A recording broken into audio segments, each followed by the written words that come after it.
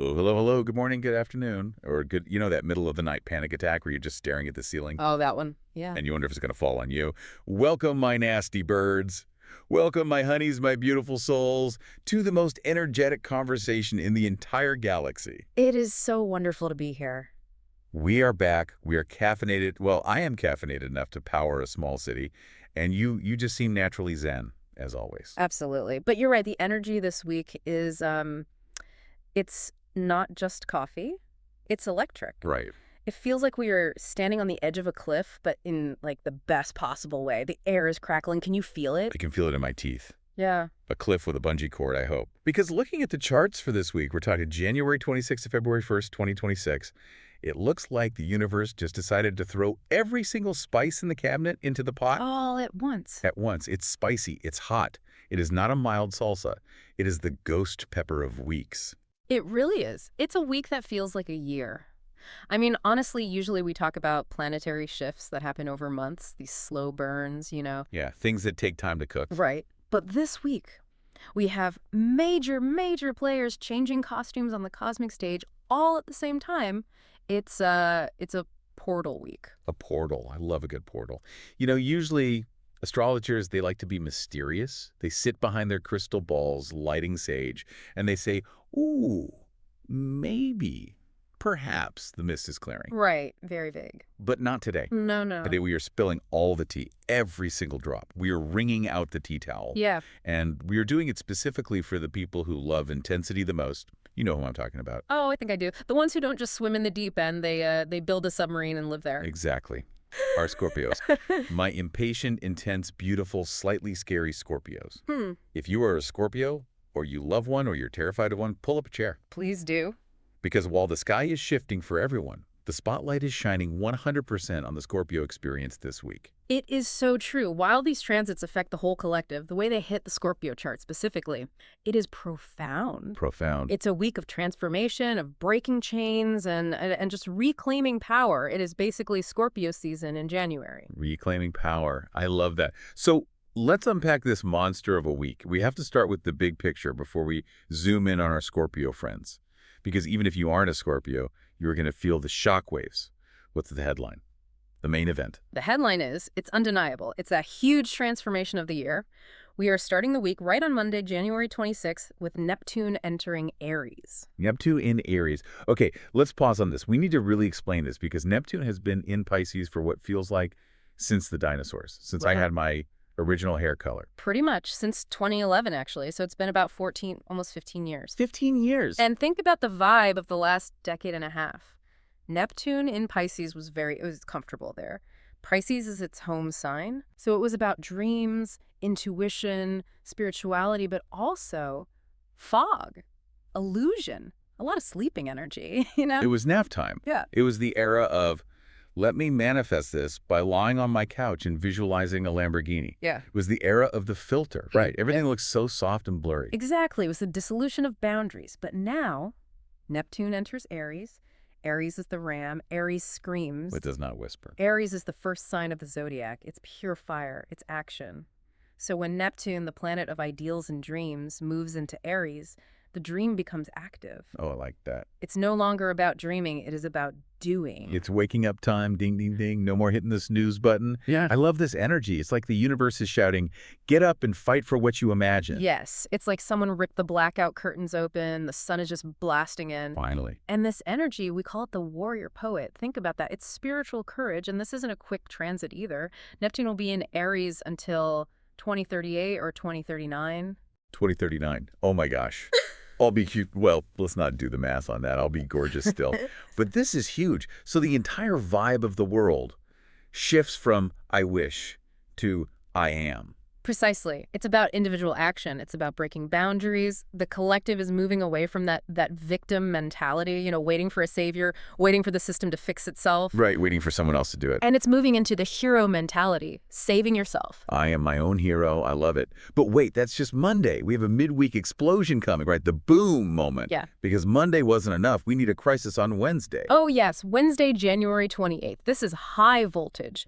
We have Mars, the planet of war, drive, and severance. Ooh, severance. Meeting Pluto, the planet of death, rebirth, and absolute transformation. And they're meeting in Aquarius. They are. Mars and Pluto holding hands. That sounds less like a romantic walk on the beach and more like a nuclear reactor melting down while a heavy metal band plays in the background. That is a very good description. It is intense. Mars is the trigger. Pluto is the bomb. When they come together in Aquarius, which is the sign of revolution, society, and the future, it creates this massive release of energy. It's revolutionary. So Wednesday isn't the day to gently ask for a raise. Wednesday's the day you accidentally overthrow the government. Well, let's hope not. But metaphorically, yes, it's about breaking chains, sudden changes. If you have been stuck in a situation, Mars and Pluto are coming in with a sledgehammer to say, you are done. You are done. It's a rewrite destiny Wednesday. Rewrite destiny. I'm getting goosebumps. It's that feeling of, I cannot take this one more second, and then snap.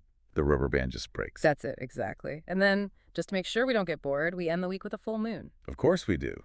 On Sunday night, February 1st, we have a full moon in Leo. Lights, camera, action. Leo does nothing quietly. Never. Leo is the diva of the Zodiac. Always. Leo is about visibility. It's about the ego, the healthy ego. It's the I am here energy. I have arrived. So look at the arc of the week. Yeah. We start by waking up with Neptune, then we explode the old structures with Mars and Pluto. Boom. And we end the week standing on stage saying, look at me now. It's a movie. This week is a blockbuster movie. And our Scorpios are the lead actors. They absolutely are. Okay, my impatient Scorpios.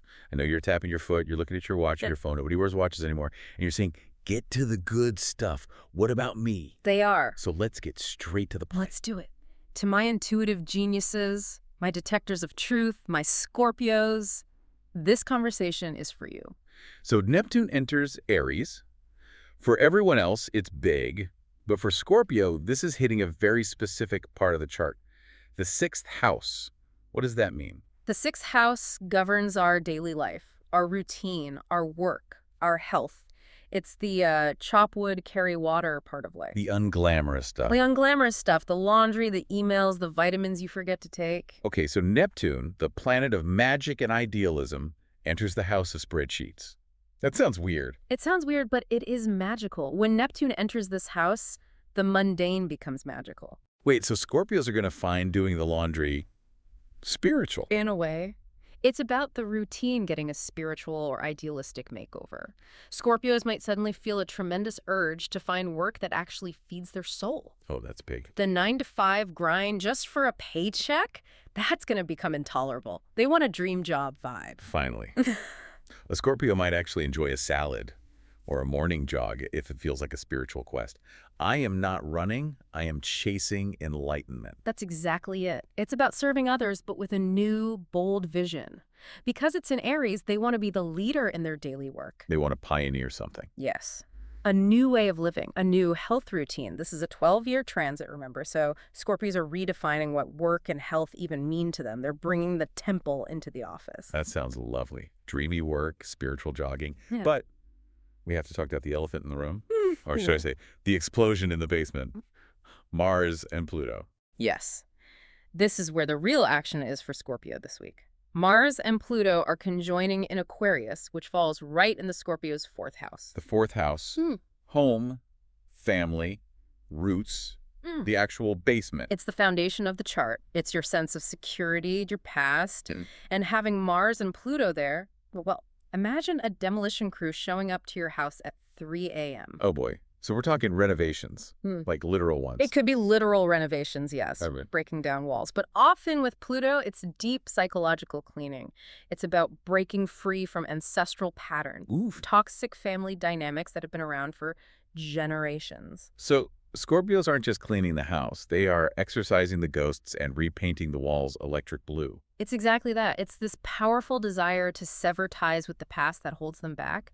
This could manifest as a sudden decision to move house, like, I cannot live in this city one more day. I'm out of here. Or, unfortunately, it could be a massive argument with a family member, a landlord, or a parent. So Wednesday looks dangerous, folks. If you are a Scorpio, maybe don't invite your mother-in-law over for dinner on Wednesday. Just order pizza and eat it alone in the car. I would strongly advise against any tense family dinners. The energy is just too volatile. Mars is aggression. Pluto is power. In the home, this can look like domestic accidents, so be careful with knives, fire, electricity. Whoa, really? Yes, be mindful. Or it can look like those sudden fights that come out of nowhere. You know what, Mom? I never liked your meatloaf. And boom, the relationship changes forever. It could be something that petty, but the feeling behind it is, I cannot take this anymore. It's an explosion of freedom. They're blowing up the basement to build a skyscraper. I like that image. Blowing up the basement to build a skyscraper. Because sometimes the foundation is rotten, right? Sometimes you just need to blow it up. Exactly. But wait, before the Scorpios panic and think their house is going to burn down, the universe throws them a bone. A little cosmic candy. It does. The universe is good like that. It balances everything. Just as things get super intense at home, on Wednesday, by Thursday, January 29th, we have a beautiful conjunction between Venus and Mercury. Venus and Mercury, the lover and the messenger. Exactly. And they're meeting in that same part of the chart in that fourth house. So this brings peace talks. Peace talks, I love it. So if you threw the vase at the wall on Wednesday... Thursday gives you the eloquence and the charm to apologize, or to explain why you threw the vase in a way that makes everyone understand. I threw the vase because it was blocking my chi, Mother. And she might actually accept that. It's a sweetener. It's a great time for redecorating or hosting a gathering to smooth things over. It softens the blow of Mars and Pluto. See? The stars break it, then they hand you the glue. They do. It's a cycle of rupture and repair. Okay, let's move out of the house for a minute. Scorpios are magnetic creatures. They have that stare. You know the stare I'm talking about. Oh, the Scorpio stare. It sees right through you. It sees your soul, your bank account balance, and your browser history, all of it. It sees everything. So let's talk about relationships, career, and what I'm calling the Scorpio superpower this week. Well, the week actually starts with a focus on relationships. On Monday and Tuesday, the moon is in Taurus. Taurus, the opposite sign of Scorpio, their seventh house of partnership. Yes. The moon is sitting right across the table from them. And guess who is hanging out with the moon in Taurus? Oh, no. Uranus. Uranus, the planet of surprise. I'm here. Exactly. Unexpected events in relationships. Because it's an opposition, it comes from the outside. A partner might say something shocking. And out of the blue. A sudden crush might appear out of nowhere. Or a business partner might change the terms of the deal instantly. Surprise. And you know a Scorpio hates surprises unless they are the ones giving them. It's so true. They like to control the information. But Monday and Tuesday, the surprise is coming at them. It could be exciting, though. That feet swept off the ground energy for single Scorpios. Oh my God, look at the chances for Scorpio this month. It will make you smile. If you're single, keep your eyes open on Monday and Tuesday. The love of your life might just bump into you, literally. Right. Spilled coffee, locked eyes, electric shock, the whole movie scene. The whole thing. But for those in committed relationships, that Uranus energy can be disruptive. It demands freedom. Yeah. If the relationship is too tight, too controlling, snap. Snap. There's that broken rubber band again. Okay, so we navigate the relationship surprises. We survive the domestic explosion on Wednesday. Barely. And then we head toward Sunday, the Leo full moon. The climax of the week. For Scorpio, Leo rules the 10th house. The 10th house, career, public image, fame, the penthouse. Yes. This is why the week is so pivotal. All that private shifting at home. The 4th house explosion leads directly to a public decision in the 10th house. It's connected. The basement explosion leads to the penthouse party. It's the 4th-10th axis. Yeah. The private and the public. This full moon is lighting up their career sector. It signals a completion or a culmination. It's like a project ending Or a job change, a promotion, or a very clear decision to walk away from a path that doesn't fit anymore. The Scorpio is stepping into the spotlight. You can't hide in the mystery cave this week, my dears. No, you can't. The universe is dragging you onto the stage and handing you a microphone. And with that Mars-Pluto energy fueling them, they're going to speak their truth. Speaking of truth, let's talk about that Scorpio superpower. I was reading through the notes, and there's this recurring theme about lies. Oh, yes. This is fascinating. With Pluto, their ruler, being so active, and Neptune moving into a fire sign, the Scorpio intuition is peaking. It's completely off the charts. Sounds like a built-in lie detector. Scorpios always have good intuition, but this week, they have zero tolerance. The sources say Scorpios have accumulated patience for years. They've been letting little things slide. You know that, okay, I see you lying, but I'll wait thing they do. They collect receipts. They do. But the waiting is over. The tolerance tank is officially empty. If you lie to a Scorpio this week, just pack your bags, move to another country, change your name. Seriously. Yeah. Because they won't just burn the ship, they'll burn the whole harbor. It's true. They are seeking absolute authenticity. If a boss is lying, if a partner is lying, if a friend is being fake, the Scorpio will cut that cord immediately. Snip, snip.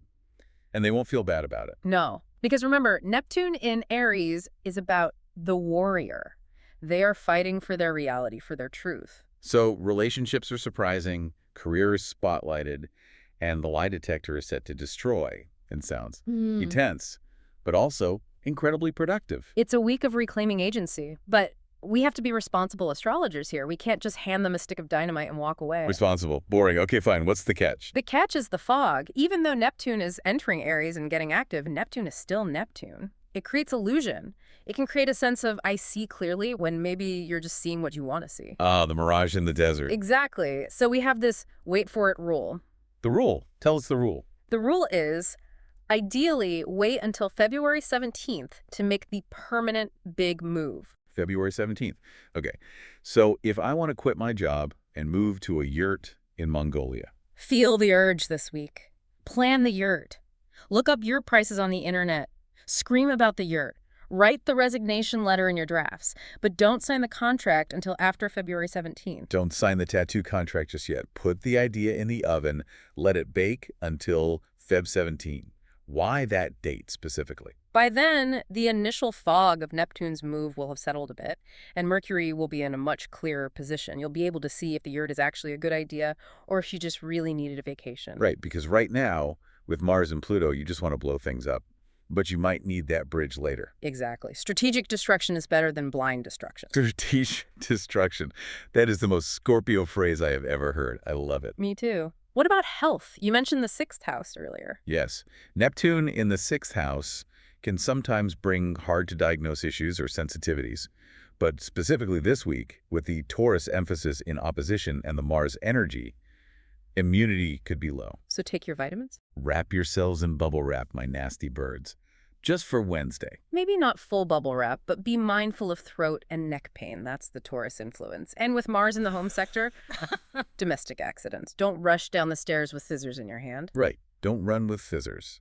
Basic advice, but essential this week. Don't throw the vase. Just move the furniture.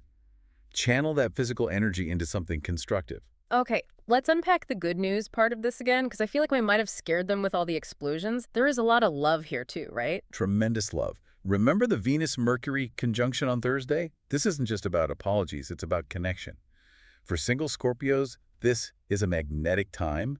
You are radiating power. Feet swept off the ground, that's what the source said. Yes, and because you are being so authentic right now, you're attracting people who like the real you, not the polite mask you sometimes wear. The intense, powerful you. That is the best kind of love, the kind that sees the monster and says, cute monster.